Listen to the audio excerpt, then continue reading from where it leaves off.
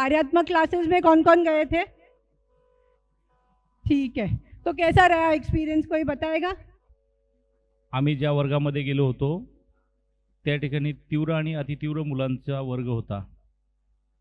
त्या वर्गामध्ये आम्हाला असं जाणवलं की बाबा सरांचं सर्व मुलांवर नियंत्रण होतं आणि जे काही लेसन घेत होते पण ते प्रत्येक मुलापर्यंत जात होते आणि प्रत्येक मुलापर्यंत जात असताना त्या मुलांच्या नावानिशी बोलणे, त्या मुलावर नियंत्रण ठेवणे आणि त्या मुलांकडून कार्य करून घेणे हे खूप मला आवडलं. त्या मुलांना असं आहे बॅग घेऊन ये, त्या मुलाची बॅग स्वतःची बॅग स्वतःला कळाली, परत वॉटर आपली बॉटल घेऊन ये ते पण कळालं, खाली बसा दुसरं मिनिंग झालं, उभे राहा, आपापल्या खुर्च्या बाजूला ठेवा, टेबल खाली ठेवा. म्हणजे एका क्लासमध्ये एक लेसन घेत असताना कितीतरी कार्य ते करून घेतले. हे आम्ही एक कौशल्य घेतल्यानंतर त्या एकाच कौशल्यावर फोकस करत होतो, पण ते एटी टाइम ते प्रत्येक कार्य त्यांच्याकडून करून घेतले. शेवटी इव्हॅल्युएशन करत असताना एकदम सुंदर असं त्यांनी रिस्पॉन्स दिला आणि मला बरंचसं काही त्याच्यातून शिकायला मिळालं. धन्यवाद.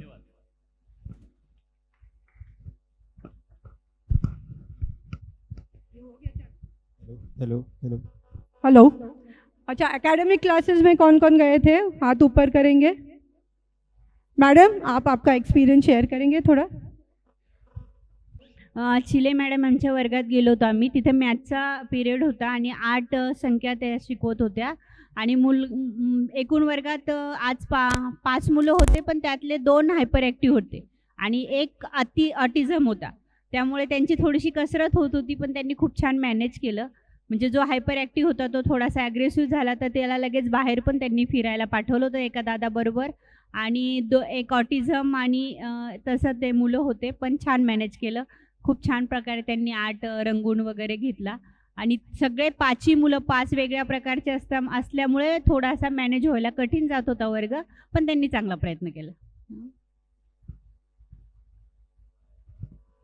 सो बेसिकली हम देख रहे हैं कि जब हम क्लास में लेसन प्लान करते हैं या हम लेसन को एग्जीक्यूट करते हैं तो इनमें बहुत सारी छोटी छोटी चीज़ें होती है.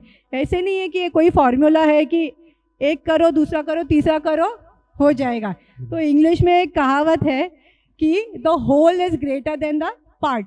यानी अगर आप 1+1+1 करो तो उसका हिसाब 3 नहीं होता है, 3 से बहुत ज़्यादा होता है.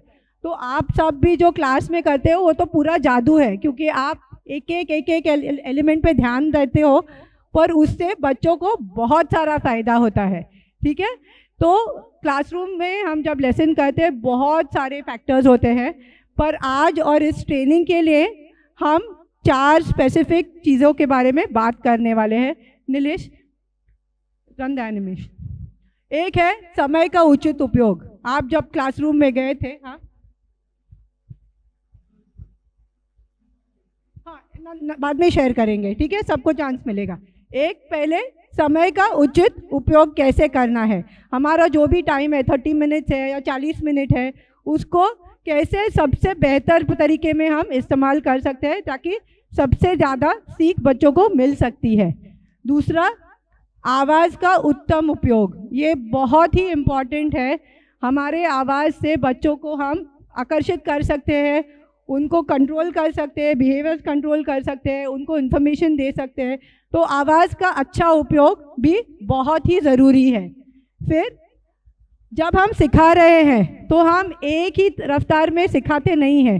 हमें जो भी हम थोड़ा सिखाते हैं उसके बाद हमें चेक करना बहुत ज़रूरी है कि क्या बच्चे बराबर से सीखे हैं, समझे हैं. उसके बाद ही हम आगे जाएंगे, नहीं तो रुकेंगे, फिर से हम एक्सप्लेन करेंगे और फिर आगे जाएंगे. बराबर. तो तीसरा हमारा आज का पॉइंट है डिस्कशन का, वो है कि लर्निंग चेक्स और हम रिकैप कैसे करते हैं. और लास्ट है कि हम मूल्यांकन कैसे करते हैं, असेसमेंट ऑफ लर्निंग. आपने एक लेसन में कुछ सिखाया है, आपका कुछ लर्निंग ऑब्जेक्टिव था, वो आपने सिखाया है, पर बच्चे को कितना समझ में आया है वो भी हमें देखना है. क्यों? अगर बच्चे को समझ में नहीं आया है तो हमारा लेसन इतना कामयाब शायद नहीं हुआ है. आपको नेक्स्ट टाइम किसी अलग तरीके से सिखाना ज़रूरी है, राइट। तो असेसमेंट फॉर लर्निंग या मूल्यांकन हर क्लास के बाद करना बहुत ही ज़रूरी है, ठीक है। तो पहले अभी हम देखते हैं कि हम क्लास में टाइम यूटिलाइजेशन कैसे करेंगे, ठीक है। ये जस्ट एक गाइडलाइन है, ओके।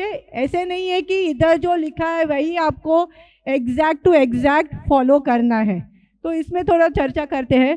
पहले आप क्या करते हैं, कोई भी क्लास में पहले आप इंटरेस्ट एक्टिविटी लेते हैं? सभी करते हैं? कोई स्टार्ट करता है क्लास विदाउट इंटरेस्ट? कोई भी नहीं करता है। बहुत इम्पॉर्टेंट है, राइट। तो हम जो सजेस्ट कर रहे हैं कि जो कार्यात्मक क्लासेस है, फंक्शनल क्लासेस है, उनके लिए थोड़ा टाइम आप ज़्यादा देना इंटरेस्ट एक्टिविटी के लिए। क्यों बोल रहे हैं ऐसा? क्यों ये ज़रूरी है कि कार्यात्मक क्लासेस में हम इंटरेस्ट पे थोड़ा ज़्यादा समय बिताएं? बोलो। हायपर मुलं असतात ते. हाइपर होते हैं और क्या कारण हो सकता है? क्लास में सेटल होने में टाइम लगता है। उनका अटेंशन स्पैन कैसे होता है? अटेंशन स्पैन भी कम होता है। जल्दी से किसी और चीज़ के तरफ जाएगा ध्यान, आपके तरफ ध्यान नहीं रहेगा। और क्या कारण हो सकता है? Yes, absolutely. आपल्या आवडीची जर काही गोष्ट असेल तर मूल नक्की त्याच्याकडे लक्ष देणार, आणि जर का नसेल तर एवढा काही इंटरेस्ट दाखवणार नाही, करेक्ट। सो हम बोल रहे हैं कि इंटरेस्ट एक्टिविटी जो है फंक्शनल क्लासेस में, उसको आप अगर 30 मिनट्स का पीरियड है तो 5 से 7 मिनट तक आप इंटरेस्ट का एक्टिविटी कीजिए। फिर सिखाने का समय इन बच्चों के लिए एनीवे आप बहुत ज़्यादा टाइम सिखाने में नहीं लगा सकते हैं, क्योंकि उतना उनका कंसंट्रेशन नहीं रहता है, टेंशन भी जाएगा। सो 12 से 15 मिनट, पर इसमें आपका चेक्स फॉर लर्निंग भी आएगा, रिकैप भी आएगा। वो सब समय पकड़ के आप 12 से 15 मिनट टीचिंग एक्टिविटी में रखोगे। और लास्ट है जो हम अप्लाई बोलते हैं या प्रयोग का समय बोलते हैं। एक चीज़ बताना यहाँ पे ज़रूरी है कि जो हमारे फंक्शनल की क्लासेस है कार्यात्मक, उनमें जो हम एक्टिविटीज़ सिखाते हैं उसमें सिखाने का समय और प्रयोग का समय एक समान हो सकता है। अगर आप स्कूपिंग का एक्टिविटी सिखा रहे हो या कपड़ा पहनना सिखा रहे हो या चम्मच से खाना सिखा रहे हो, तो आपका जो टीच है और अप्लाई है प्रयोग का समय वो मोर और लेस सेम ही रहेगा। तो आप वो ज़्यादा समय प्रैक्टिस के लिए यूज़ कर सकते हो। तो प्रयोग के लिए हमने बोला है 8 to 10 मिनट्स, उसमें आपका असेसमेंट भी वही समय पे आ जाएगा, ठीक है। वेरएज फॉर एकेडमिक क्लासेस थोड़ा हमने कम रखा है इंटरेस्ट का टाइम। क्यों कम रखा है? इधर से कोई बोलेगा क्यों कम रखा है?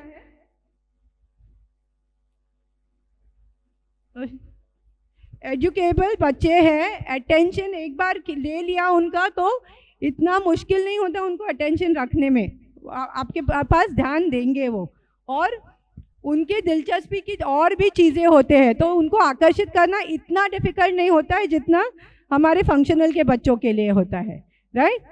एकेडमिक्स में थोड़ा हमको और समय देना है, क्योंकि हमें और कॉन्सेप्ट सिखाने हैं, तो टीचिंग का समय थोड़ा ज़्यादा रहेगा। और इसमें प्रयोग का समय वेरिएबल थोड़ा, आप जो वर्कबुक है वो भी यूज़ कर सकते हैं, किसी और एक्टिविटी के द्वारा से भी आप अप्लाई का सेक्शन कर सकते हैं। इसमें कोई सवाल कोई दूसरी कुछ तरह से करता है आपके स्कूल्स में?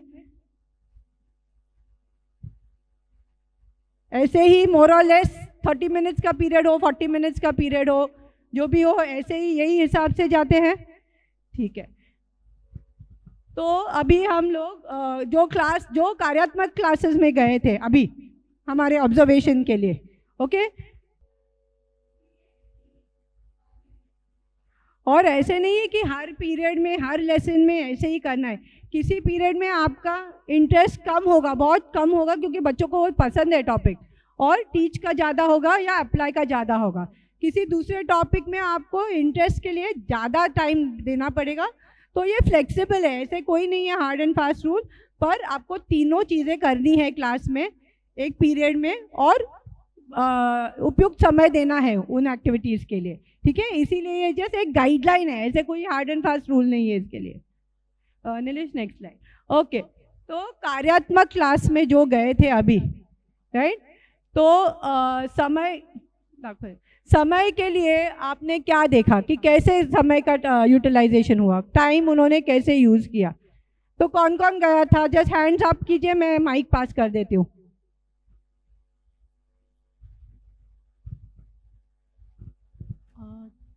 त्यांनी सुरुवातीला तर मुलांना एक ॲक्टिव्हिटीज दिली, फुंकर मारणे, म्हणजे बॉटल दिल्या, बॉटलमध्ये थर्माकोलचे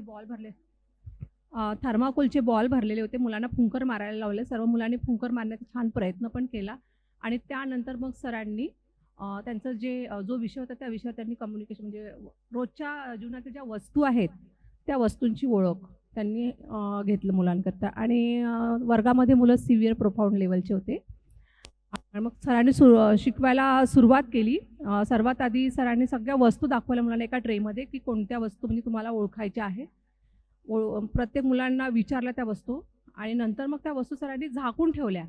पुन्हा मग मुलांना अजून डबल कृती करून दाखवली, की तुम्हाला पुन्हा या वस्तू ओळखायच्या आहे. नंतर प्रत्येक मुलांना ट्रे दिले, आणि ट्रे दिल्यानंतर एक जो मोठा ट्रे होता त्याच्यामध्ये सगळ्या ज्या वस्तू होत्या, प्रत्येक मुलांना मग त्यातल्या वस्तू उचलायला त्या ट्रेमध्ये टाकायला, म्हणजे तुम्हाला मी कोणत्या वस्तू दाखवल्या.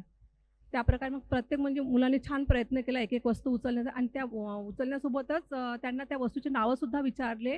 काही मुलं 2 वस्तू उचलायचे, जसं बॉल, कोणती मुलं 2 उचलायचे, कोणी बाऊल 2 उचलायचे. त्यांनी सरांनी सांगितलं की नाही, तुम्हाला एकच उचलायचा आहे, आणि क्रमानुसार बरोबर उचलायचं. जसं पहिल्यांदा त्यांनी बॉल घेतला, नंतर ग्लास घेतला, मग चमचा घेतला, आणि नंतर मग कैची घेतली. अशा प्रकारे त्यांनी क्रमानुसारच त्या मुलांना त्याच्यामध्ये टाकायला लावली. आणि नंतर पुन्हा मग त्यांचं मूल्यांकन करून घेतलं, की तुम्ही पहिले कोणती वस्तू उचलली होती ते दाखवा परत. म्हणजे काही मुलांनी छान उचलून दाखवली आणि मग त्या ट्रेमध्ये टाक. तो इधर हम देख रहे हैं कि जो टीचर थी क्लास में, उन्होंने पहले इंटरेस्ट से स्टार्ट किया, फिर टीच भी जो किया, जो सिखाया, वो भी हर एक बच्चे को अलग अलग लेवल से सिखाया. किसी की क्षमता कम है तो उनको शायद 1 या 2 ही वस्तु दी थी आइडेंटिफाई करने के लिए, और जिनको ज़्यादा क्षमता थी उनको ज़्यादा दिया. जो आज सुबह अलीशा मैम बात कर रहे थे कि डिफ्रेंशिएटेड लर्निंग करना है कंटेंट में. हाँ, शारीरिक आधाराची गरज होती, काही मुलांना शाब्दिक आधाराची गरज, गरजेनुसार मुलांना सरांनी आधार दिला आणि त्याप्रमाणे लेसन केलं, आणि खूप छान शिकवलं सरांनी. त्यासाठी सरांसाठी टाळ्या होत्या. मॅडम, थोडं सांगू शकता की वेळ त्यांनी कशी युटिलाइज केली? शेवटी काही वेळ उरला होता का सरांनी पूर्ण वेळ?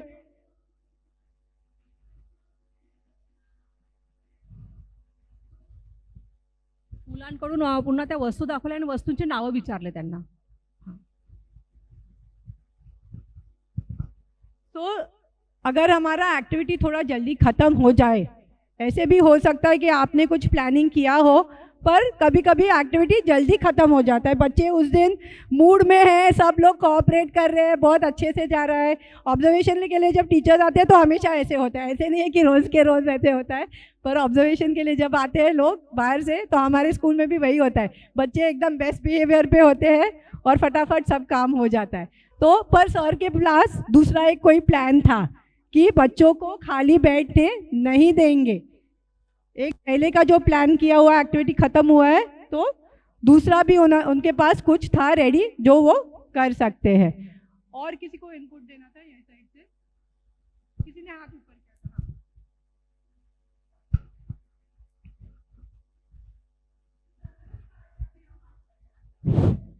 सर्वांना नमस्कार. विजय साबळे सरांचा क्लास होता मॅथ्स, 10 ते 14 वयोगट होता फंक्शनल. त्यामध्ये सिव्हिअर आणि प्रोफाऊंड मुलं होते. त्याच्यामध्ये टॉपिक होता गोल आकार. त्याच्यामध्ये श्रुती नावाची एक मुलगी होती जी की हायपर होती, जी की चालायला तिला त्रास होत होता, तरी ते सरांनी कव्हर केलं. आणि गोल घेत असताना सर्वप्रथम त्यांनी काय केलं, मोटिवेशन दिली, म्हणजे नमस्कार केला. त्यांनी काय वापरलं की एक असं मास्क होतं, त्याच्यामध्ये हात पकडला असा, नमस्ते नमस्ते, क्लॅप्स क्लॅप्स, म्हणजे त्या मुलांमध्ये कसं एक आनंद निर्माण झाला. दुसरी गोष्ट, जेव्हा टॉपिक शिकवत असताना त्यांनी खूप साऱ्या वस्तूचा उपयोग केला, जसं प्लेट्स आहे, रिंग्स आहे, गोल्स आहे, स्टिकर्स आहे. म्हणजे एक आकार त्यांनी गोल राऊंड केला, ज्याच्यामध्ये स्टिकर लावलं प्रत्येक मुलांना. आणि 2 मेथडनी त्यांनी शिकवलं. एक तर उभ्यानी शिकवलं त्यांनी आणि बसूनी. आणि त्यांनी गोल पण केला. गोलामध्ये करता करता एक पोएम पण म्हटली. रिंग रिंग जे काही आहे ते सर्व म्हणजे मुलांना त्यांनी खूप तऱ्हेनं हँडल केलं. क्लास अरेंजमेंट चांगली होती. आणि सर्वात शेवटी इव्हॉल्युशन असं की इतर वस्तूमधून गोल कोणती वस्तू आहे हे त्यांनी खूप पद्धतीनं आणि प्रत्येक मुलगा काढून देत होता. आणि दुसरी गोष्ट अशी की गोल आपण आकार शिकवत असताना त्या वस्तूची ओळख पण त्या मुलांना पण झाली. आणि मुलं हायपर असल्यामुळे त्यांना कंट्रोल करणे तेवढंच खूप गरजेचं असते, पण ते सरांनी ॲडजस्ट करून टाकलं.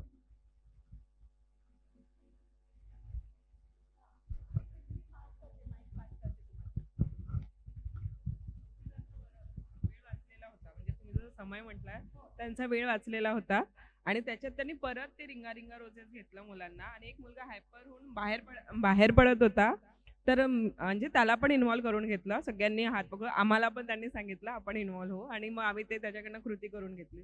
तरी त्यांच्याकडे अजून 2च मिनिटाचा वेळ शिल्लक होता.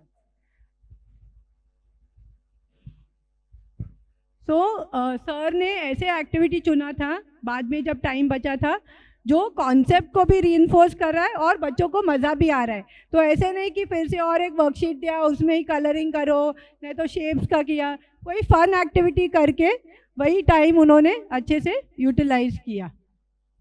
तो एक बार एक नज़र डालते हैं कि हम कैसे टाइम को यहाँ पे अच्छे से यूटिलाइज कर सकते हैं. तो जैसे हमने बोला कि सबसे पहले आप बच्चों को कोई रुचि बनाने के लिए एक्टिविटी करोगे जो बच्चे के हिसाब से है. बच्चों के इंटरेस्ट और काबिलियत के हिसाब से हमें एक्टिविटी ढूंढनी है. ओके. दूसरा, बहुत बार ऐसे होता है कि जब हम इंटरेस्ट का एक्टिविटी करते हो, स्पेशली फंक्शनल क्लासेस में, कार्यात्मक क्लासेस में, बहुत मूवमेंट वाला अगर एक्टिविटी है तो क्या होएगा? क्लास डिस्टर्ब होए, बच्चे यहाँ वहाँ जाएंगे, फिर से बैठेंगे नहीं. राइट. तो जो आप एक्टिविटी कर रहे हैं उसमें वो भी ध्यान रखना है कि आपको सिर्फ इंटरेस्ट का एक्टिविटी नहीं करना है, हमें आगे सिखाना भी है. तो एक्टिविटी ऐसे चूज़ करना है कि आपको क्लास को कंट्रोल कर सकते हैं और 3, 4, 5 मिनट हो जाएंगे, उसके बाद आपको जो सिखाना है उस पर आप जल्दी से आ सकते हैं. तो ट्राई टू यूज मूवमेंट. बैठे बैठे करें या जगह पे खड़े रह के एक्टिविटी करेंगे तो उनको फिर से बिठाने के लिए आसान पड़ेगा. ठीक है. दूसरी बात ये है कि काफ़ी टाइम ऐसे होता है कि हमारे जो फंक्शन के बच्चे हैं जल्दी से रिस्पॉन्ड देते नहीं हैं. आप ये एक्टिविटी ट्राई करोगे, वो एक्टिविटी ट्राई करोगे, पर सब बच्चों का रिस्पॉन्स आता ही नहीं है. राइट. ये कॉमन प्रॉब्लम है. तो उसके लिए आपको थोड़ा ट्रायल एरर करना पड़ेगा कि ये नहीं तो वो, पर आपको ऐसा एक 4-5 एक्टिविटीज़ का बैंक मिलेगा जो आपको पता है कि मैं ये करूँगी ना, पक्का बच्चों को इंटरेस्ट. मैडम हंस रही है, आपके पास है ऐसा कोई एक्टिविटी? एक्चुअली मेरे क्लास में मैं ज़्यादा से ज़्यादा फंक्शनल की एक्टिविटी लेती हूँ. तो उसमें अपने दिशा आपके इसमें जो भी है फंक्शनल का जो मैनुअल है उसमें कि मैं एक्टिविटी जब लेती हूँ तो बच्चों को नया दिखता है कि ये क्या एक्टिविटी अब मैम हम लोगों को पढ़ा रही करके. मैं जब उनको समझा के देती हूँ कि अपन को अभी एक्टिविटी मैं अभी आपको पहले दिखाऊंगी कैसे करना है करके, तो बच्चे इधर उधर ही देखने लगते हैं. मैं फिर प्रॉब्लम में चली जाती हूँ कि अभी मैं ये बच्चों को कैसे समझाऊँ कि अभी ये वाला एक्टिविटी अपन को करना है, आपको सीखना है और बच्चों को आगे तो लेके जाना है. तो मैं क्या करती हूँ मैम, बच्चों को बोलती हूँ अच्छा ठीक है, तुम लोगों को क्या करना है वो पहले मुझे बताओ. पहले मैं बच्चों का इंटरेस्ट तैयार करती हूँ, उनसे बातें करती हूँ ज़्यादा से ज़्यादा. घर के मामले में, स्कूल के मामले में, बसेस में आते हैं तो उसके इसमें मैं बातचीत करती हूँ. बच्चों का इंटरेस्ट ऑटोमेटिकली बढ़ जाता है मेरे तरफ. फिर मैं अपनी एक्टिविटी शुरू करती हूँ. तो एक्टिविटी शुरू करते करते मेरे पास बच्चे आ जाते हैं और वो भी शुरू हो जाते हैं. तो मेरे को भी अच्छा लगता है, मेरे बच्चे क्लास के इन्वॉल्व होते हैं और उनको लगता है कि मैं और करूँ समय निकल जाता है और एक्टिविटी उनको पसंद आती है, लेकिन नेक्स्ट भी पीरियड लेना पड़ता है, तो मुझे एक्टिविटी वो बंद करना पड़ नेक्स्ट पीरियड लेना पड़ता है। तो मैं बच्चों को बोलती हूँ ठीक है, ये एक्टिविटी अपन कल और लेंगे, जो अच्छे से करेगा उसको मैं रिवार्ड भी दे दूँगी, हाँ, और आपको मज़ा भी आएगा करके। Thank you. तो आप सब बहुत एक्सपीरियंस टीचर्स हैं, आई एम श्योर आप सबके पास ऐसे कोई एक्टिविटीज़ होंगे जो आपको पता है कि बच्चे को आप इंटरेस्ट में ले सकती हूँ मेरी तरफ, राइट, और उसको फिर आप उस दिन के उद्देश्य से लिंक कीजिए। तो अगर कोई सॉन्ग है जो बच्चों को बहुत पसंद है, उसको ही फिर आपका जो भी उस दिन का शायद ऑब्जेक्ट आइडेंटिफिकेशन होगा या कोई फाइन मोटर स्किल है, तो उससे आप उसको जुड़िए, तो कि बच्चों का इंटरेस्ट आएगा और समझेगा कि आज हमें अभी ये एक्टिविटी करना है, ठीक है। तो this is about time utilization. अभी नेक्स्ट इस पे जाते हैं, आवाज़ का उचित उपयोग, ठीक है। फंक्शनल क्लासेस में कौन कौन गए थे? हाँ, तो एक्चुअली एकेडमिक क्लासेस में भी कुछ अलग नहीं होता है, तो किसी को बोलना है तो हाथ ऊपर कीजिए, मैं माइक दे देती हूँ।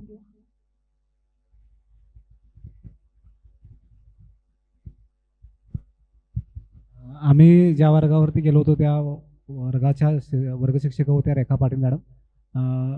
जसं की आता आपण या 4 गोष्टी बघतोय, तर त्यामध्ये वेळेचा उपयोग तर त्याने छान केला। क्लास थोडासा उशिरा सुरू झाला, पण संपताना देखील अतिशय सुंदर पद्धतीनं काय त्यांचं पहिलं हे आवाजाच्या ह्याच्यामध्ये बघितलं तर त्याने खूप सुंदर पद्धतीनं सुरुवात करताना देखील एक गाणं आणि त्यानंतर मुलांच्या प्रत्येक मुलाशी त्या संवाद साधत होत्या नावानिशी। आणि तिथं एक असं होतं की तिथं 2च मुलं त्यांच्या वर्गामध्ये हिंदी बोलणार होती, बाकी सगळी मराठी, त्यामुळे सगळा क्लास त्यांनी मराठीमध्ये कंडक्ट केला। पण त्या 2 मुलांसाठी ज्यावेळेस त्या सूचना देत होत्या, ते करत होतं, तर त्यांच्याबरोबर ते हिंदी बोलत होत्या। हे करत असताना एक मुलगा तिथं हायपर होता, थोडासा खिडकीकडे पळायचं सतत, तिकडचा बाहेरचा आवाज ऐकून, पण त्याच्याशी कधीही त्या मोठ्या आवाजात बोलल्या नाहीत किंवा त्याला कुठल्याही पद्धतीचं अशा आपण म्हणतो की त्याला डाफरणं वगैरे ह्या सगळ्या गोष्टी अशा नाही केल्या, तर त्याला चांगलं छान पद्धतीनं आम्हाला सगळ्यांना एक आश्चर्य होतं की त्याने एक कार्ड काय चिठ्ठी दाखवली। मला वाटलं काय चिठ्ठी दाखवली, कसली चिठ्ठी, पण त्यामध्ये नंतर असं दिसलं की त्या मुलाला ती गोष्ट न करण्यासाठीचं त्याच्यामध्ये ते कार्ड होतं। त्यानंतर तो मुलगा थोडासा त्याचं बिहेवियर कमी झालं आणि तो वर्गामध्ये छान पद्धतीने केलं। त्या आवाजाच्या म्हणजे ह्या सगळ्या गोष्टी आहेत त्या आम्हाला सर्वांना देखील खूप गरजेच्या आहेत असं मला वाटतं, की प्रत्येक ठिकाणी आपण कोणत्या पद्धतीनं सामोरं गेलं पाहिजे आणि तिथली परिस्थिती कशी आहे ह्या परिस्थितीला आणून।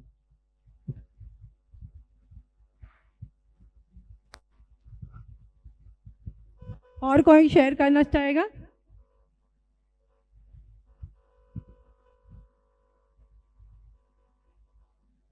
किसी ने और कुछ देखा है जो ऑब्जर्व किया है, जो जिसके बारे में बात करेंगे? ठीक है, मनोज सर। तो जैसे अभी सर ने बताया कि हम जब लेसन देते हैं, जब सिखाते हैं, तभी तो आवाज़ में उतार चढ़ाव लाना बहुत ही ज़रूरी है, पर हम बाकी के समय में बच्चों से कैसे बात करते हैं वो भी इम्पॉर्टेंट है। जैसे वो बोल रहे थे कि टीचर का आवाज़ कभी भी बढ़ा नहीं, एकदम शांति से क्लियर आवाज़ में, स्पष्ट आवाज़ में वो बता रहे थे बच्चे को क्या करना है।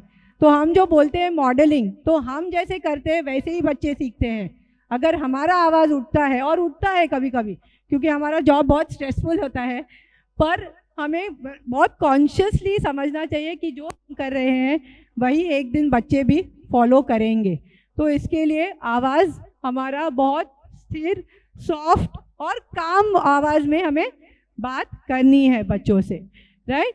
और जब आप सिखा रहे हैं, स्पेशली जो कार्यात्मक क्लासेस है, उनके लिए जब आप कोई इम्पॉर्टेंट कॉन्सेप्ट बता रहे हैं या इम्पॉर्टेंट वर्ड है, उस पर थोड़ा आप ज़्यादा जोर देंगे। क्यों?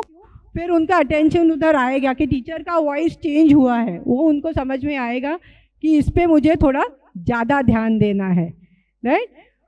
और फिर सिखाते समय हमें और क्या क्या चीज़ें याद रखनी है। जैसे अभी कोई बता रहा था कि काफ़ी सारा मटेरियल था क्लास में, तो एक ही मटेरियल टीचर ने दिया नहीं। अगर आप कोई भी एक्टिविटी कर रहे हो, और अलीशा मैम ने भी सुबह वही बताया था कि जब आप एक्टिविटी कर रहे हो तो बच्चों को चॉइस दीजिए।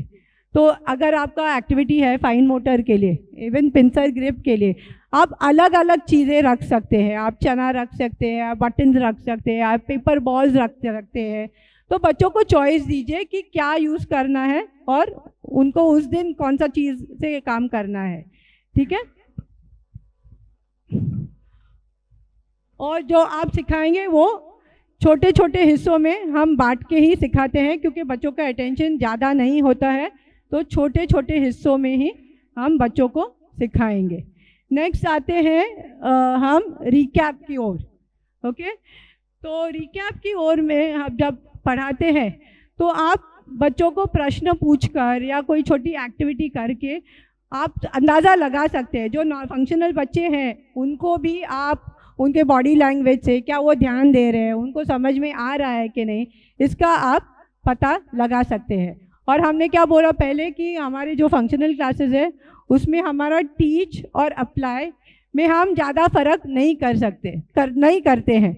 तो अगर किसी बच्चे को डिफ़िकल्टी आ रही है तो आप उसके साथ थोड़ा सेपरेट बैठ के उसको और थोड़ा ध्यान से सिखा सकते हैं, राइट।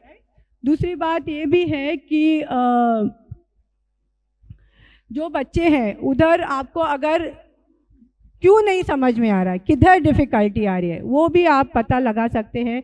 कि अगर हमारा एक्टिविटी है कि आप बटनिंग सिखा रहे हो, ठीक है, तो बटनिंग सिखा रहे हैं तो तभी क्या बच्चे को बटन पुश करके दूसरे साइड से पुल करने में डिफ़िकल्टी आ रही है कि बटन होल किधर है वही पता नहीं चल रहा है। तो ये भी समझना बहुत ज़रूरी है। अगर पुश करने में और पुल करने में डिफ़िकल्टी है तो उसको क्या करेंगे आप, उसको किसकी ज़रूरत है, अडेप्टेशन की या और प्रैक्टिस की भी ज़रूरत है, राइट। क्योंकि बेसिक स्किल आ रहा है उसको और प्रैक्टिस चाहिए। पर अगर बटन होल किधर है वही नहीं समझ रहा है तो आपको उसके साथ ज़्यादा टाइम बिताना पड़ेगा, राइट। क्योंकि वो कॉन्सेप्ट ही समझ में नहीं आ रहा है कि ये बटनिंग का एक्टिविटी मुझे कैसे करना है।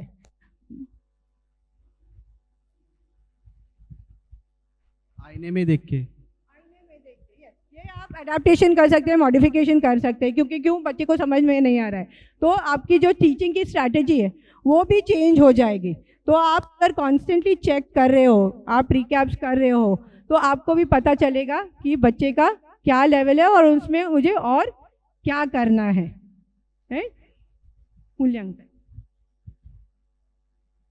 ओके, अभी काफ़ी समय ऐसा होता है कि फंक्शनल बच्चों को बहुत समय लगता है। एक एक एडीएल का अगर एक्टिविटी है या जो भी एक्टिविटी है हमारे पास, कलर्स होंगे, नंबर्स होंगे, शेप्स होंगे, उनको थोड़ा ज़्यादा टाइम लगता है, राइट। तो एक क्लास में ऐसे नहीं होगा कि जो आपने प्लान किया है वो एक ही क्लास में बच्चा सीख सकेगा। तो इसके लिए फिर हम क्या कर सकते हैं, जब आप मूल्यांकन करते हो तो शायद आपको पता चल रहा है कि पूरा का पूरा तो समझ में नहीं आ रहा है, तो फिर क्या करेंगे उसके लिए।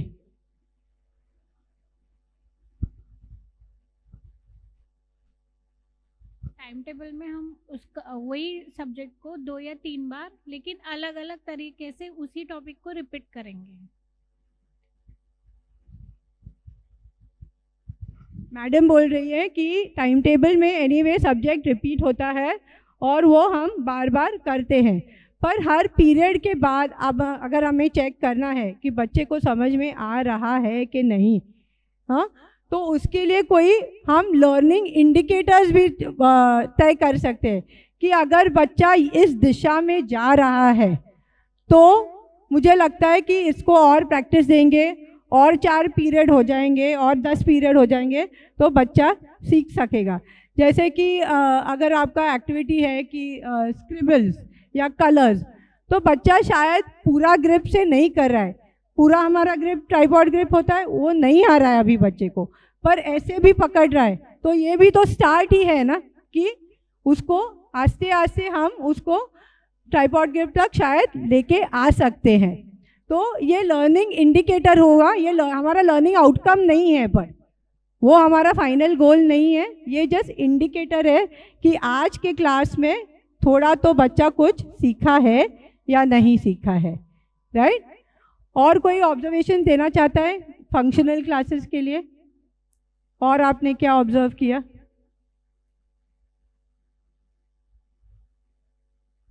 तो एकेडमिक की तरफ जाते हैं अभी।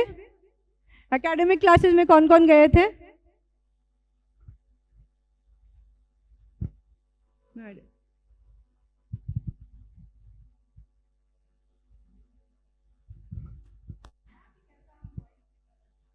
मैम हम गौरी मैम के क्लास में थे। वहाँ उन्होंने डेंजर, ये एक कम्युनिकेशन में डेंजर का ये लिया था। तो उन्होंने स्टार्टिंग यानी इंटरेस्ट इस चीज़ से लिया, सर को एक लॉलीपॉप दिया और उन्होंने कहा कि फातिमा को वो दे, कोई स्टूडेंट है उनके क्लास की, उसको सर ने उनको दिया, बच्ची ने ले लिया। फिर मैम ने उससे क्वेश्चन किया कि आपने किससे लिया?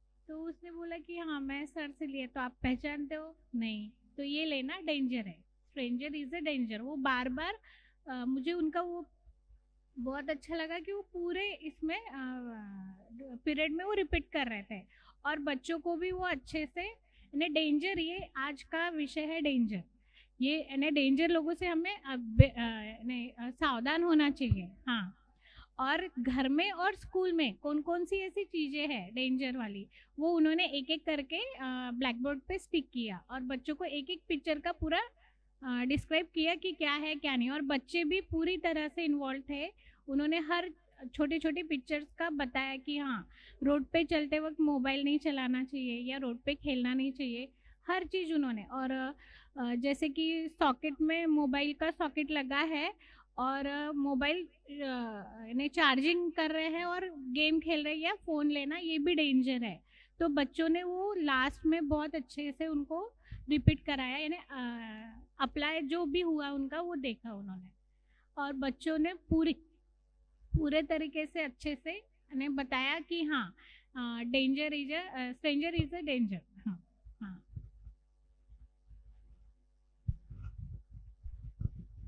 और कौन बताना चाहेगा? अमर सर, रोशनी। हेलो, तन्वी मैडम का क्लास हमने ऑब्जर्व किया, PVA 1। मुझे उनका इंटरेस्ट पार्ट बहुत बहुत अच्छा लगा। एक्चुअली हम लोग बोलते हैं ना कि बच्चों के लेवल अनुसार भी हमको इंटरेस्ट एक्टिविटी लेना है, तो वो क्लास पूरी तरीके से एजुकेबल थी, हायर एजुकेबल बोलूँगी मैं। तो उनका जो इंटरेस्ट पार्ट लिया, जब उन्होंने स्टार्ट किया तो थोड़ा मुझे लगा कि कितना कॉम्प्लेक्स वो इंटरेस्ट पार्ट शुरू कर रहे हैं, लेकिन वो जो मैंने पूरे क्लास में जब बच्चों का लेवल देखा तो वो ज़रूरी था वो इंटरेस्ट पार्ट करना। अगर वो सिंपल लेते तो वो बहुत आसान होता बच्चों के लिए।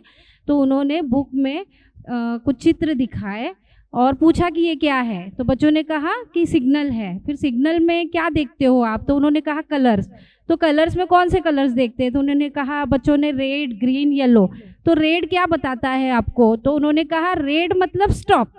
तो बोला हाँ रेड मतलब स्टॉप। तो और उन्होंने सब्जेक्ट में लिख के रखा था कम्युनिकेशन, लेकिन टॉपिक नहीं लिखा था। जब उन्होंने वो इंटरेस्ट लिया और रेड का मतलब स्टॉप, और आपको मालूम है कि कोई सेंटेंस हम लिखते हैं तो आखिरी में हम एक पॉइंट देते हैं, उसका मतलब क्या होता है? स्टॉप, अब रुक जाओ, सेंटेंस पूरा हुआ। तो आज हम क्या सीखने जा रहे हैं? पंचुएशन। तो वो मुझे बहुत अच्छा लगा कि वो बच्चों का लेवल हायर एजुकेशन का था, उसके हिसाब से टीचर्स ने इंटरेस्ट एक्टिविटी ली। मतलब ये होता है कि उससे बहुत सारी चीज़ें जो है बच्चे इनडायरेक्टली भी सीख रहे हैं और उनके दिमाग में जमा है वो, तो वो बहुत बहुत अच्छा लगा। Thank you.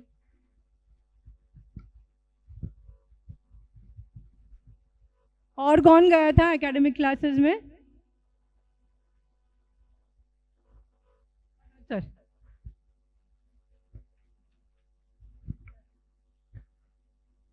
आदित्य सरांच्या वर्गामध्ये गेलो होतो, अजित सरांच्याकडे। हां, तर व्हेजिटेबल्स ते शिकवत होते। 6 व्हेजिटेबल्स घेतले होते। शिकवत असताना त्यांनी इंटरेस्ट टीच अप्लाय खूप सुंदर पद्धतीने घेतलं होतं। त्याच्यानंतर मुलांच्या क्षमतेनुसार ते मुलांना शिकवत होते। जे आताच सकाळच्या मॉर्निंगच्या सेशनमध्ये झालं की स्टेज 1, स्टेज 2 आणि स्टेज 3ची मुलं असतात ना, त्याचा त्यांनी खूप सुंदर वापर केलेला दिसला तिथं वर्गामध्ये। आणि ॲप्लायला पण खूप सुंदर ते घेत होते. ॲप्लायमध्ये मुलांच्याकडून वर्कशीट कशी सोडून घ्यायची होती ते त्यांनी करून घेतली. त्याच्यासोबत व्हेजिटेबल्समध्ये फक्त एकच व्हेजिटेबल्सची ओळख न शिकवता त्यांनी 4, 5, 6 व्हेजिटेबल्स घेतले. कारण एकच व्हेजिटेबल्स जर नाव सारखं सारखं घेतलं तर मुलं कंटाळून जातील. कारण मुलं सिव्हिअर आणि प्रफाऊंड लेवलची होती. म्हणजे मला असं लक्षात आलं, दोन्ही वर्ग ऑब्झर्व केले, कम्युनिकेशनचा वर्ग पण केला आणि ह्याचा कार्यात्मक आणि शैक्षणिकचा. बऱ्याच वेळेला असं होतं की आता इथं सगळे जमलेले त्यातले म्हणत नसतील, पण बऱ्याच वेळेला असं मी ऐकलं की जय वकीलमध्ये सगळी चांगल्या अकॅडमिकची मुलं असतात, पण ॲक्च्युली आज ग्राउंड लेवलला बघायला मिळालं की जी सिव्हिअर प्रफाऊंड लेवलची पण मुलं होती. आणि अजित सर असतील किंवा सतीश सर असतील, खूप सुंदर पद्धतीनं त्या दोन्ही वर्गामध्ये ते हँडल करतील दिसले आणि वर्ग टाइम युटिलायझेशन वगैरे खूप सुंदर पद्धतीने दिसलं. Okay, thank you.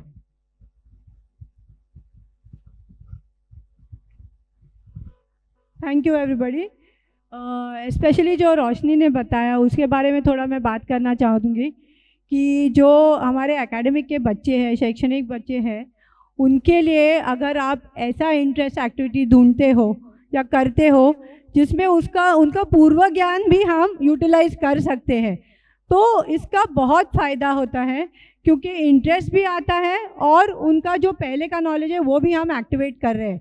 तो दोनों हमारे मकसद उसमें फुलफिल होते हैं. और बहुत अच्छा एग्जाम्पल आपने दिया आज क्लास में, जहाँ पे टीचर ने ये एक्चुअली करके दिखाया है. नीलेश, ठीक है. दूसरा, जैसे उन्होंने बताया कि कोई क्लास में उन्होंने बच्चे से प्रश्न पूछे, किसी और क्लास में आप रोल प्ले कर सकते हैं, कोई दूसरा एक्टिविटी कर सकते हैं, वीडियो दिखा सकते हैं. तो अलग अलग माध्यम से हम शैक्षणिक बच्चों के लिए और इवन फंक्शनल बच्चों के लिए भी है, ऐसे नहीं है कि ये सिर्फ एकेडमिक बच्चों के लिए है, फंक्शनल के बच्चों के लिए भी आप अलग अलग माध्यम से इंटरेस्ट बच्चों का बढ़ा सकते हैं. सिर्फ हमें इतना ही देखना है कि कार्यात्मक क्लासेस में हमको वो इंटरेस्ट एक्टिविटी इतनी नहीं होनी चाहिए कि आगे हम कुछ सिखा ही नहीं सकते हैं. शायद शैक्षणिक क्लासेस में हमको आसानी होती है कि हम आगे पढ़ाने के लिए जा सकते हैं. इतना ही थोड़ा फ़र्क है. बाकी हम बहुत अलग अलग टाइप के एक्टिविटीज़ यूज़ करके बच्चों का इंटरेस्ट बढ़ा सकते हैं. ठीक ना. और जैसे रोशनी ने बताया कि उनको लगा कि पहले बहुत कॉम्प्लेक्स मेथड से उन्होंने इंटरेस्ट एक्टिविटी शुरू किया है, पर ऐसा नहीं है कि हर टाइम बहुत ही इजी एक्टिविटी चूज़ करनी है. हमें हमारे बच्चों का लेवल देखना है, टॉपिक क्या सिखा रहे हैं उसका कॉम्प्लेक्सिटी समझ के हमें ओपनिंग एक्टिविटी वैसे करनी है. अगर हमारा जो टॉपिक बहुत ही कॉम्प्लेक्स है तो शायद जैसे इन्होंने प्री नॉलेज को एक्टिवेट किया कि हाँ स्टॉप का तो मतलब समझते हैं, तो अभी फुल स्टॉप हम राइटिंग में कैसे लाएंगे, ये बहुत ही अच्छी तरह से उन्होंने कनेक्ट किया है. तो हमको जो हमारा लर्निंग ऑब्जेक्टिव है उसका डिफ़िकल्टी लेवल देखना है, बच्चों का इंटरेस्ट देखना है और बच्चों को हमने ऑलरेडी क्या सिखाया है, ये तीनों चीज़ें हमें देखनी है और उसी हिसाब से बच्चों को सिखाना है. राइट. आवाज़ के बारे में हमने काफ़ी बात की जब हमने कार्यात्मक क्लास के. साजिद, आपको कुछ बोलना है? नहीं. ओके, ठीक है. सिर्फ some things to keep in mind while your teaching. एक, हमने बोला कि वॉइस मॉड्यूलेशन बहुत ही इम्पॉर्टेंट है. दूसरा, अगर आप 2 या 3 कॉन्सेप्ट एक साथ में सिखा सकते हो एकेडमिक क्लासेस के लिए, तो वो बच्चों के लिए ज़्यादा इंटरेस्टिंग हो सकता है. जैसे कि आप शेप सिखा रहे हो, तो शेप्स में आप कलर्स भी ले सकते हो, आप शायद गिनती भी ले सकते हो. तो 2-3 कॉन्सेप्ट्स को आपने साथ में सिखाया तो वो उनको बेहतर होता है, रीइंफोर्समेंट होता है, क्योंकि वही हम रिपीट कर रहे हैं अलग अलग तरीक़ों से. जैसे आपने बताया कि क्लास में अलग अलग तरीक़ों से सिखाते हैं दूसरे दिन पे, तो वही हिसाब से हम यहाँ पर भी अलग अलग थीम्स को एक साथ सिखा सकते हैं. ठीक है. तो कन्या, तो जो क्योंकि हमारे एकेडमिक क्लासेस में हमारा जो कॉन्सेप्ट लेवल पे ज़्यादा लर्निंग होता है, तो इसके लिए हमें रीचेक रीकैप करना बहुत बहुत ज़रूरी है, क्योंकि बच्चे को सही तरह में समझ में आया है कि नहीं, वो हमें पता कब लगेगा, जब हम चेक्स करते हैं. राइट. सो रिकैप करना बहुत ज़रूरी है. चेकिंग फॉर लर्निंग बहुत ही ज़रूरी है। अच्छा, जब आप लर्निंग के लिए चेक करते हो तो किस प्रकार करते हो? अगर मैं सिखा रही हूँ एन का ही उदाहरण लेते हैं, तो आप असेसमेंट फॉर लर्निंग या मूल्यांकन कैसे करोगे? कोई बता सकता है? एन नहीं लीजिए, जो मराठी का अक्षर है, अ लीजिए, आ लीजिए।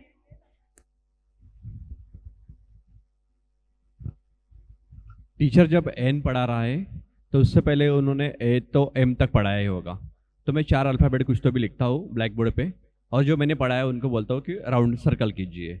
या मेरे पास में कोई मतलब एन के मैंने कटआउट बनाया है और अदर भी मैं 3 कटआउट बनाता हूँ, और उनको मैं, जो बच्चा को कुछ प्रॉब्लम है, वो सीपी बच्चा है, तो डेस्क पे जाके मैं उसको बोलता हूँ कि एन आइडेंटिफाई करके बताओ मुझे। Thank you.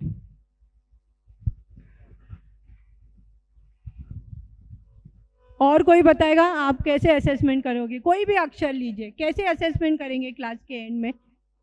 क्या करते हैं आप नॉर्मली क्लासेस में? मॅडम सांगा. जसं त्यांनी म्हटलं वस्तू, नावं, जसं जर एन झालं म्हणजे मराठीत न झालं तर असेसमेंटसाठी जर माझ्याकडे मुलगा असेल थोडासा ऑटिस्टिक किंवा हायपर ॲक्टिव्ह असेल तर मी त्याला म्हणेल न वरून काय येते? नाक नाक नाक, मी हे त्याला दाखवायला. तो असेसमेंट के भी कई तरीके होते हैं, राइट? ऐसे नहीं है कि सभी बच्चों को हमको एक ही वो सर्कल करना है या ड्रॉ करना है, कलर करना है, ये ज़रूरी नहीं है. अगेन बच्चे के इंटरेस्ट के हिसाब से, बच्चे के एबिलिटी के हिसाब से आप अलग अलग एक्टिविटीज़ कर सकते हो. दूसरा जो उन्होंने बोला आकाश सर ने कि उसमें एक डिस्ट्रैक्टर जो हम बोलते हैं, यानी आप सब एन के ही फ्लैश कार्ड रखोगे, एन बताओ आएगा बच्चे को, पर आप हाँ करेक्ट आप अगर अलग अलग उसमें लेटर्स रखते हो और फिर बोलते हो उसमें से एन मुझे निकाल के दो या बोर्ड पे एन को सर्कल करो, तो क्या किया है आपने? बच्चों को सोचने को मजबूर किया कि सब एन नहीं है पर इसमें से एन मुझे ढूंढ के निकालना है. तो ये जो डिस्ट्रैक्टर्स है या क्रिटिकल थिंकिंग हमको बढ़ाना है, हर बच्चे का क्रिटिकल थिंकिंग हम बढ़ा सकते हैं उनके लेवल पे. ऐसे नहीं है कि बहुत कुछ रॉकेट साइंस करना है, पर वो बच्चे को उस लेवल पे हम क्रिटिकल थिंकर कैसे बनाए, ये इम्पॉर्टेंट है, राइट? क्योंकि हमें बच्चों को थोड़ा अपने आप सोचने की उनमें क्षमता बढ़ानी है. जो भी उनका लेवल होगा वो लेवल पे हम सिखाएंगे, पर प्रयत्न ज़रूर करेंगे. तो डिस्ट्रैक्टर्स और अलग अलग मेथड से हम चेकिंग करेंगे कि असेसमेंट हुआ है, लर्निंग का हुआ है या नहीं हुआ है, राइट? लास्ट की एक बात जो है वो है कि हम जो अप्लाई में बोलते हैं नॉर्मली एकेडमिक सेक्शन में कि आप वर्कबुक में जो भी एक्टिविटी दिया है वो कंप्लीट करो, पर वो एक ही साधन नहीं है हमें चेक करने का कि बच्चा कैसे कर रहा है या नहीं कर रहा है. तो हम अलग अलग तरीके से भी लर्निंग को चेक कर सकते हैं. कोई बताएगा आप कौन से अलग तरीके यूज़ कर सकते हो? एक तो हो गया वर्कबुक में, अगर मुझे मेरा आज का लेसन है कि मैं एनिमल्स ही सिखा रही हूँ, तो कौन से अलग पद्धति से भी हम चेकिंग कर सकते हैं? आप लोग क्या करते हो, कोई बताएगा? मैम मेरा क्लास जो है तो अभी एकेडमिक क्लास है और बड़े लड़कियां है, तो जो ये बॉक्स बनाए हैं मैंने, तो उस पर मैंने एक बाजू पे सिर्फ बर्ड्स लगाए, एक बाजू पे सिर्फ एनिमल लगाए, एक बाजू पे मैंने सिर्फ सब्जियां लगाई, ऐसी लगाई. तो मैं जब उनको जो सिखाती हूँ तो उसका वर्गीकरण करो, ये बॉक्स निकालो और उसमें मुझे एक ही बाजू में एक ही आना चाहिए. बर्ड सिखाए तो बर्ड ही लगाओ, एनिमल सिखाए तो एनिमल ही लगाओ, तो उसमें से वो उनका मूल्यांकन बहुत अच्छा हो जाता है. जो आज सिखा है उस पर ही आप ध्यान नहीं दे रहे हो, पर उनके और भी कौशल आप बढ़ा रहे हो. अच्छा, और एकेडमिक क्लासेस में ये भी इम्पॉर्टेंट है कि जब आप नया कॉन्सेप्ट सिखाते हो तब बच्चा डायरेक्टली इंडिपेंडेंट नहीं होएगा उस स्किल में, राइट? हमने जब लास्ट टाइम ट्रेनिंग किया था तब हमने गाइडेड प्रैक्टिस और इंडिपेंडेंट प्रैक्टिस के बारे में बात किया था. किसी को याद है गाइडेड प्रैक्टिस क्या होती है?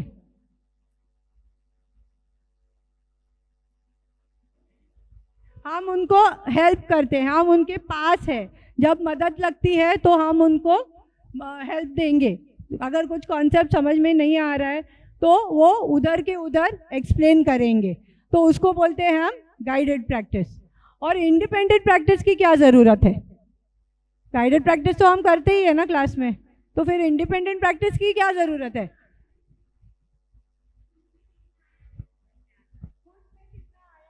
खुद से कितने आए, यानी वो सच्ची में उसको इतना आता आहे की नाही, वो हमें उसको स्वतंत्रपणे विचारल्यावरच समजतं ना, त्याच्यामुळे।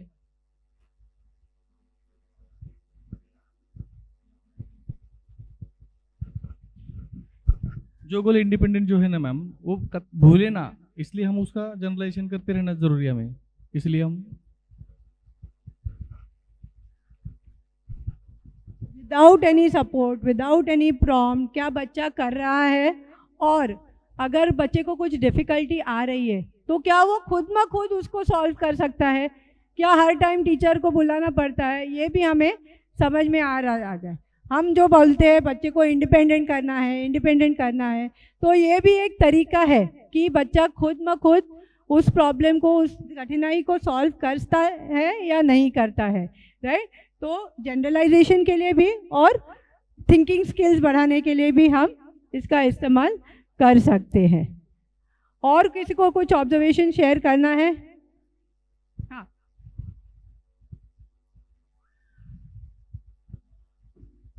जसं की आधी मॅडमांनी पॉईंट कव्हर केला, आम्ही डेंजर्स हा गौरी मॅडमांचा क्लास ऑब्झर्व केला तिथे। तर असेसमेंटमध्ये मला एक नवीन छान वाटलं तिथे की त्यांनी वर्कबुकवर न करता ज्यांनी ते आपण म्हणतो नेहमी वर्गामध्ये की रिअल ऑब्जेक्टचा तुम्ही वापर करा, तर त्यांनी वर्गामध्ये सांगितलं होतं की डेंजर वस्तू काय आहेत तुम्ही थिंक करा। तर काही एक दोन विद्यार्थ्यांनी एक्झाम्पल दिलं की जे स्विच बोर्ड असतो आपला तो डेंजर आहे, त्याच्यानंतर आपण प्रत्येक क्लासरूममध्ये फर्स्ट एड बॉक्स ठेवतो तो पण डेंजर आहे, कारण की ते औषध आपल्याला माहीत नाही तर ती आपण कशी घेणार, तर ते खूप डेंजर आहे। जे त्यांनी रिअल ऑब्जेक्टचा खूप चांगला वापर केला आणि एंडिंगला त्यांनी असेसमेंटच्या वेळेला काय केलं की छोटे स्टिकर डेंजरचे बनवलेले होते, जो सिम्बॉल त्यांनी शिकवला तोच त्याचा स्मॉलमध्ये त्यांनी स्टिकर बनवलेत आणि त्याला वेलक्रो लावला, पाठीमागे ग्लू लावला आणि ते म्हटले की आपल्या क्लासमध्ये डेंजर्स काय आता तुम्ही मला दाखवा, आणि बाकी विद्यार्थ्यांनी दाखवले। पण त्याच्यामध्ये एक नवीन मेथड मला एक छान वाटली की एक आदित्य नावाची मुलगी होती, तिला नाही आलं की काय डेंजर्स आहे, तर ती म्हटली की आदित्यला कोणी सांगणार नाही, पण तिला हेल्प करायला मी सांगणार, तेव्हा तुम्ही तिला सांगू शकतात। तर मग ज्या मुलीला फतिमाला येत होतं त्यांनी म्हटलं की तुला कोणाची हेल्प हवी, तर ती म्हटली फतिमाची। मग फतिमा तिथे गेली आणि तिने तिला सांगितलं की हे डेंजर ते स्टिक कर। म्हणजे काय झालं, फतिमाला तर अंडरस्टँडिंग झालेलं आहे, त्यांना कळालंच, पण जे आदित्यला माहीत नव्हतं तिला देखील कळालं की काय डेंजर आहे मी कुठे स्टिक करायचं। म्हणजे त्याचा कॉन्फिडन्स लेवल लूज होतो विद्यार्थ्याचा, मला नाही आला आपण बसवून देतो त्याला त्याच्या सीटवरती, पण त्यांनी न बसवतं सेकंड विद्यार्थ्याची जी बडी सिस्टीम आपण म्हणत असतो नेहमी, तर बडी सिस्टीमचा वापर करून त्या मुलीला देखील त्यांनी कॉन्फिडन्स लूज न होता तिला ते स्टिकर पेस्ट करायला दिलं। हे मला ते तिथे खूप छान वाटलं। आणि जास्तच त्यांनी असं मॅन्युअली न घेता प्रॅक्टिकली कसं घेता येईल आणि रिअल आपण जे दैनंदिन व्यवहारात वापरतो, जसं की घरी गॅस असतो तो डेंजर असतो, स्विच बोर्ड डेंजर असतो, आपण हार्पिक वगैरे वापरतो बाथरूममध्ये, डेली यूजच्या ज्या वस्तू होत्या त्यांनीच त्या जास्तीत जास्त घेतल्या आणि विद्यार्थ्यांना ते समजून सांगितलं। हे मला खूप छान वाटलं तिथे आज। थँक्यू।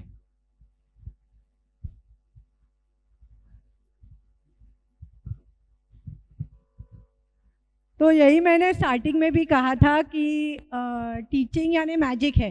बेसिकली उसमें ऐसे हम फॉर्मूला नहीं लगा सकते कि ऐसे करो वैसे करो तो अच्छा आप लेसन दे पाओगे। जैसे अभी उन्होंने बताया कि प्रैक्टिकली किया, प्योर सिस्टम यूज़ किया, बड़ी सिस्टम यूज़ किया, किसी ने बताया कि टाइम यूटिलाइजेशन के लिए दूसरी एक्टिविटी जल्दी से की, चॉइस ऑफ मटेरियल्स दिया, तो बहुत सारे एलिमेंट्स हैं इसमें जिससे एक अच्छा लेसन बनता है, राइट। तो आपने जो अभी क्लास में ऑब्जर्व किया है उसमें आप भी सोचिए कि इसमें से काफ़ी सारी चीज़ें आपके स्कूल्स में भी होती होगी, ऐसे नहीं है कि सिर्फ जय वकील में होता है, आपके स्कूल्स में आपके सिस्टम में भी काफ़ी सारी चीज़ें होती होगी। पर कुछ नया यहाँ से सीख के जा रहे हैं तो वो क्लासरूम में आप कैसे इम्प्लीमेंट करेंगे। आपके जो टीचर्स यहाँ पे आए नहीं हैं, आप 2-2, 3-3 लोग ही आए हो, तो उनको कैसे बताओगे कि क्या सीखा है यहाँ पे, क्या देखा नया। तो आपको लर्निंग यहाँ का आपके लिए भी है और आपके बाकी के टीचर्स के लिए भी है, तो वो जाके बताना है कि ये थोड़ा अलग से इधर किया था, हम भी ट्राई करते हैं, कैसे ट्राई कर सकते हैं, क्या मुश्किल आ सकती है, हमारे सिस्टम में शायद हमारे पास वो सब सुविधाएं नहीं हैं, तो हमारे सिस्टम में हम उसको अडेप्ट करके कैसे कर सकते हैं। तो यही है कि हम हर जगह नई जगह जाते हैं तो थोड़ा कुछ सीख के ले जाते हैं, हमें हमारे सिस्टम में उसको कैसे अप्लाई करना है वो सोचना है, राइट। तो आशा करते हैं कि ये ट्रेनिंग आपको फायदेमंद लगी होगी। अगर इस ट्रेनिंग के बारे में आपको कोई भी शंका या सवाल है तो कृपया अपने जोन कोऑर्डिनेटर से संपर्क करिए। धन्यवाद।